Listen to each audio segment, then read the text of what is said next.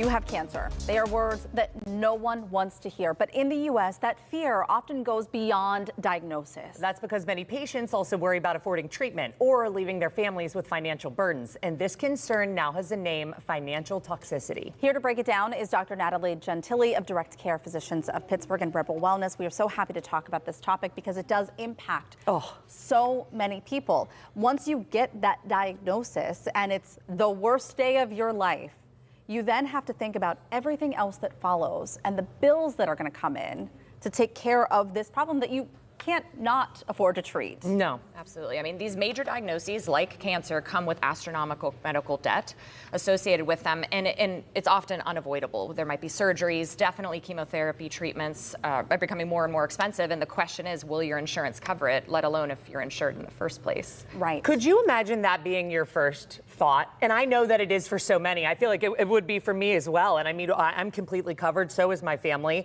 But let's back it up. You just got that diagnosis. Why is it so important at that exact moment to not spiral into how am I going to afford this? Because I imagine that the manifestation and the positivity can help. Sure. I mean, to recover from any type of major illness requires a significant amount of community and support, first of all. And so it can feel very isolating in those times. It's like nobody else understands, you know, and how am I supposed to handle this on my own? So focusing in more on positive community support is of the utmost importance. And I think we see more and more what happens is as people have that positivity, they're able to engage in services that can help them through the process of treatment, the more likely they are to have positive outcomes. So let's say you've gone through this process of acceptance. We've accepted the diagnosis. You have your community, you have your family, you have your support system in place. And now you're looking ahead to what's going to happen. Back to the billing in itself. There's a lack of transparency sometimes in what you're actually up against. So if the doctor says this is the treatment that you need, you may not know what that exactly entails on the financial side of things. That's the thing. I mean, that's one of the most major concerning parts in our healthcare system is the lack of transparency of cost.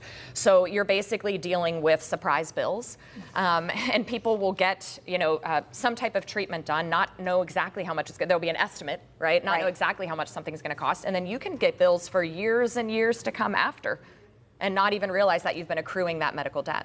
And I want to know how you feel personally as a doctor when you hear patients come to you and say, I can't do that kind of treatment because that would, I can't afford that, or how it would feel. And I obviously realize that you're not an oncologist, but you've definitely dealt with diagnoses that would go deeper than the regular, you know, the regular issue.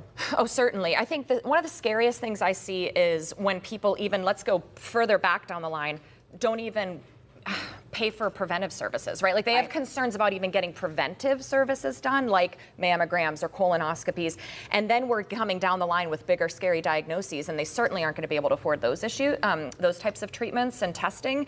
And again, that all comes back to big time issues we have with affording insurance in this country. Right. Absolutely. And so many people, and I'm not just talking about people that are living, let's say, below the poverty line. I'm talking about a large proportion of the population is walking around uninsured or underinsured. And it's only a matter of time before one of these catastrophic diagnoses or hospitalizations is going to put them into crushing debt that they'll never be able to recover from. Because we know how expensive it can be even monthly to pay out of pocket for health insurance. If you're not provided it through an employer or some other means, we know it can be devastatingly expensive in preparing for a what if, and a what if can be devastatingly expensive on top of that. Absolutely. So you mentioned preventative care, and this is going routinely to see your PCP, to going to see your doctor, to have those routine checkups. And what you do is this direct care model. And is this kind of how this idea was born for you to take this on? You know, we're seeing more and more of a movement toward a direct care or a self-pay type of model of care, especially when it comes to primary care. There needs to be cost transparency, first of all. There also needs to be accessibility and continuity of care, especially in primary care. And what we realize is the accessibility is going down. So it's not unusual for a person to have to wait 3 to 6 months to see their PCP. And they may see a different person each time. And so what you find is over the years, somebody sees 5 different docs, tells their story 5 different times, and all of a sudden an issue that could have been resolved, looked into 5 years ago, we're now looking into now, and it might be too late, it might have been years of cost and suffering. And so this type of model allows for that accessibility and continuity, as well as transparency of cost, because you know what you're paying for when it comes to your seeing that doctor. We know there has to be a huge overhaul, but in the meantime, it's nice to know that people like you exist in the world. Fight the good fight for us, Nat. I will. If you are interested in learning more about direct care physicians of Pittsburgh or Rebel Wellness, head to our website, kdka.com/talkpittsburgh.